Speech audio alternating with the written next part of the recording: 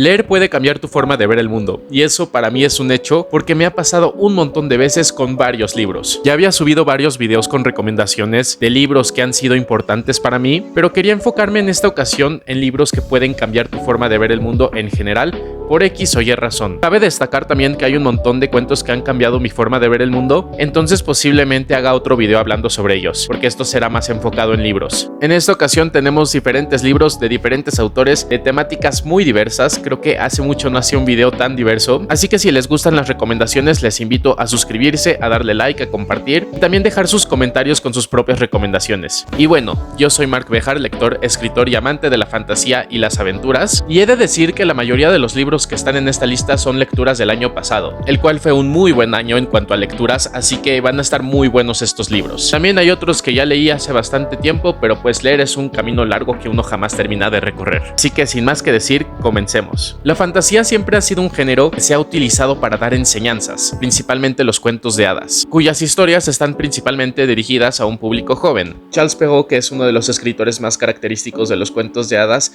ponía literalmente las moralejas escritas en forma de verso al final de sus cuentos. Y qué mejor para hablar de la fantasía que la base de la fantasía contemporánea. Quizá está lejos de ser un cuento de hadas, pero la realidad es que es uno de los puntos más altos a los que ha llegado este género, evolucionando en algo nunca antes visto, integrando muchísima mitología celta, eslava y hasta griega. Claro que estoy hablando del Señor de los Anillos, que está conformado por 3 tomos que serían La Comunidad del Anillo, Las Dos Torres y El Retorno del Rey. John Ronald Reuel Tolkien, más conocido como J.R.R. Tolkien, comenzó a escribir primero El Hobbit como un cuento para dormir dedicado a sus hijos más pequeños, es decir, tenía una función parecida a los cuentos de hadas clásicos, que solían ser narrados o hasta cantados para los niños pequeños y de paso darles alguna enseñanza sobre la vida, el mundo, etcétera, etcétera. Más tarde el manuscrito fue publicado finalmente en 1937 y se convirtió en un éxito masivo. Quizá hoy en día sea fácil para nosotros ver historias con enanos, elfos, dragones y magos, pero por allá en el quizá no tan lejano siglo XX, posiblemente lo más cercano que se tenían eran los mitos arturianos,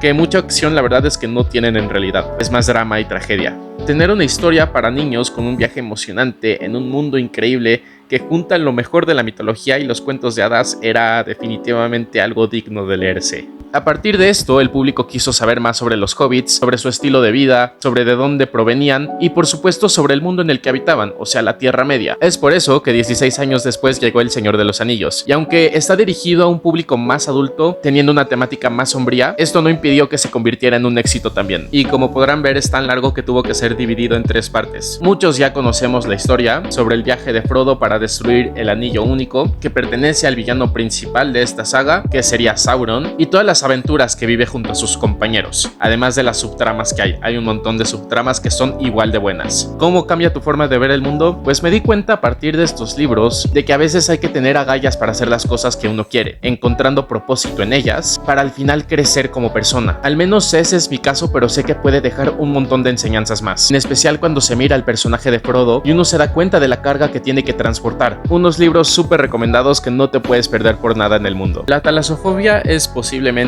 una de las fobias más comunes hoy en día. Se define por el miedo al océano y lo que podría haber en su interior. Y no se culpa que este miedo exista, pues el mar puede tener escenarios de lo más inquietantes, además de estar lleno de depredadores y, por supuesto, tener una atmósfera muy misteriosa, en la que uno no sabe qué clase de criaturas inquietantes podría encontrarse, o si podría perderse en su inmensidad, sin encontrar el camino de vuelta a tierra firme o a la superficie. Créanme que yo también tuve este miedo, hasta que llegó 20.000 leguas de viaje submarino. 20.000 leguas de viaje submarino es posiblemente el libro más popular de Julio Verne, uno de los padres indiscutibles de la ciencia ficción moderna junto con H.G. Wells, quienes juntos resultan ser mis escritores favoritos. Mucho se habla sobre este libro, pero lo más destacable, a mi parecer, es la aparición de un instrumento que hasta entonces no existía, o por lo menos estaba muy poco desarrollado, que sería el submarino. Aquí Verne lo describe tanto en apariencia como en funcionamiento, de una forma muy parecida al submarino contemporáneo. Jules Gabriel Bach, mejor conocido y pronunciado aquí en México como Julio Verne, publicó originalmente este libro de forma periódica en Magasin d'éducation et de récréation, Revista de Ilustración y Creatividad.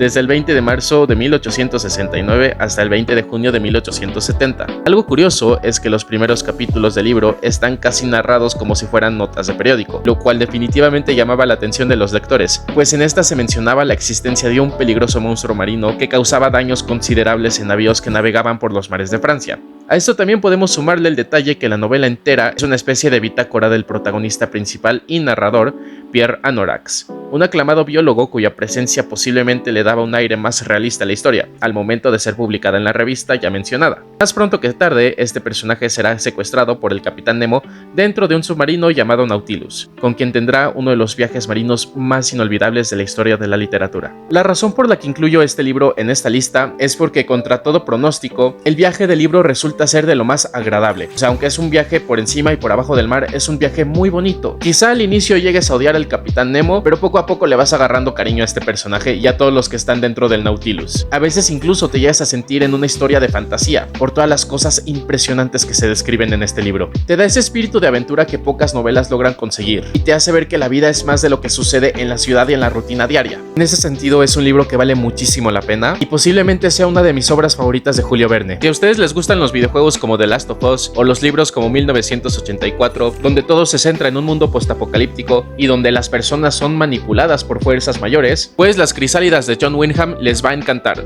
John Wyndham fue un escritor británico de ciencia ficción, conocido principalmente por impulsar el subgénero postapocalíptico y volverlo un poco más conocido en la literatura por ahí en los años 50.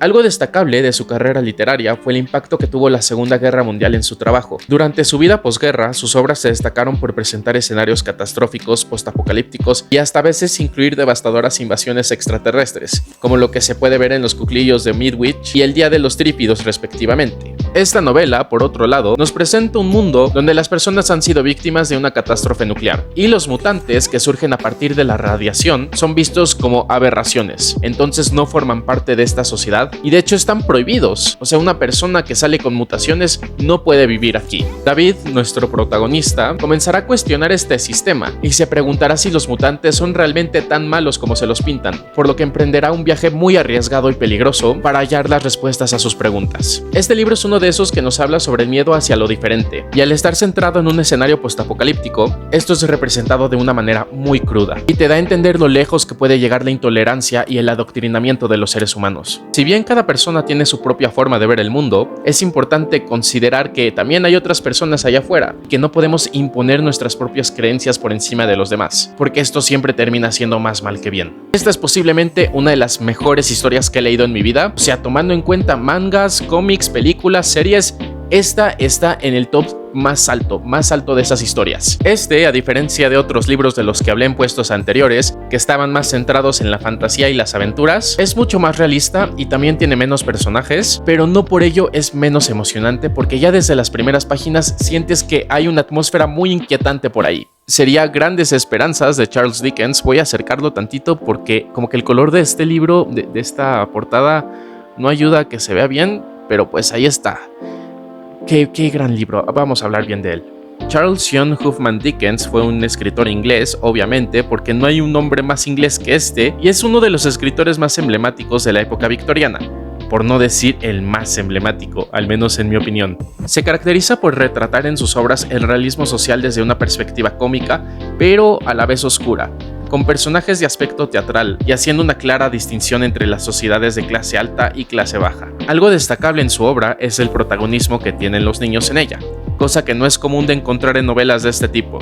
Bueno, al menos si excluimos a autores como Mark Twain. Pero en sí es un detalle interesante cómo los jóvenes forman parte fundamental de sus trabajos, y en esta obra en específico seguiremos a uno de ellos llamado Philip Pirrip, también conocido como Pip. Básicamente es la biografía de este personaje. Lo vemos desde que es niño hasta que es un adulto joven, y cómo todas las circunstancias que se van dando en este mundo dividido van a ir arrastrando en diferentes cosas, en diferentes situaciones que, pues, la verdad a mí no me gustaría estar. Son situaciones sombrías, aunque también llegamos a tener un poco de romance por ahí. Y Philip Pirrip sería esta representación de cómo un hombre llega a ser arrastrado entre dos mundos distintos, o sea, la clase baja y la clase alta, y los conflictos de intereses que tienen dentro de ellas. Miren, leer realismo social siempre te deja con la mente abierta, pero Charles Dickens es uno de esos autores que no solo te va a mostrar los lados más crudos de este mundo, sino también vas a disfrutar muchísimo leerlo. La manera en la que escribe es muy disfrutable. Quizás se ve grande este libro, pero la verdad es que se pasa muy rápido. Recomiendo bastante esta edición, que sería la de Editorial Austral. La traducción es muy buena, también el tamaño pues es chiquito, entonces te lo puedes llevar a cualquier lado.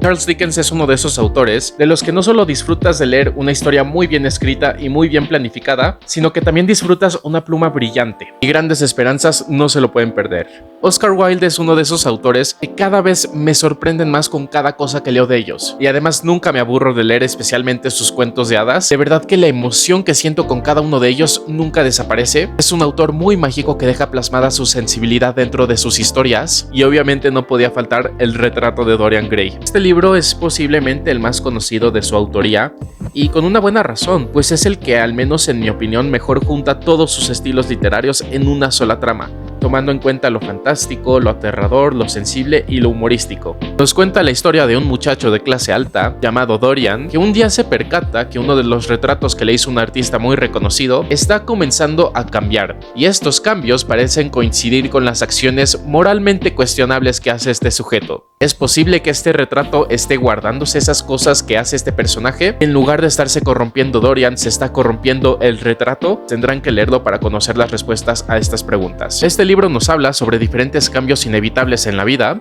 y cómo evitarlos puede llevarnos a una situación de miseria, a diferencia de lo que uno puede esperar. Quizá no sea el mensaje más optimista de esta lista, pero a veces necesitamos libros de este tipo para recordarnos que el mundo no siempre es tan bello como nos lo pintan. Creo que todos nos hemos preguntado alguna vez qué hubiera pasado si... ¿Qué hubiera pasado si hubiese hecho esto en vez de aquello? ¿Qué hubiera pasado si todavía estuviese en un lugar en el que hoy en día ya no estoy? Ya saben, el qué hubiera típico por el que todos hemos pasado.